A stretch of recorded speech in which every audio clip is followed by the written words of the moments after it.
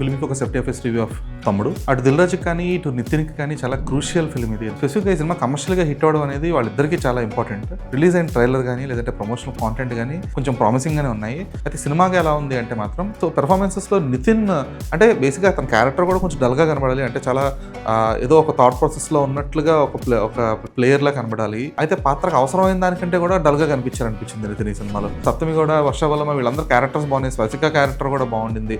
స్పెసిఫిక్గా స్వాసిక ప్లేలిస్ట్ ఏదైతే ఉందో అది ఖచ్చితంగా వైరల్ అవుతుంది తర్వాత చిరంజీవి హిట్ సాంగ్స్ అన్నీ కూడా. లయ క్యారెక్టర్ ఎస్టాబ్లిష్ చేసిన విధానం కూడా బాగుంది. ఆవిడ పర్ఫార్మెన్స్ కూడా చాలా డీసెంట్గా ఉంది. ఆవిడ తెలుగు అవడం, ఆ తెలుగు డైలాగ్స్ కానీ లేదంటే ఆ వాయిస్లో ఉండే భారీతనం కానీ ఇవన్నీ కూడా బాగా వర్కౌట్ అయ్యాయి. సౌరభ్ సచ్దేవ్ విలన్ క్యారెక్టర్ని ప్లే చేసిన విధానం చాలా బాగుందన్నమాట.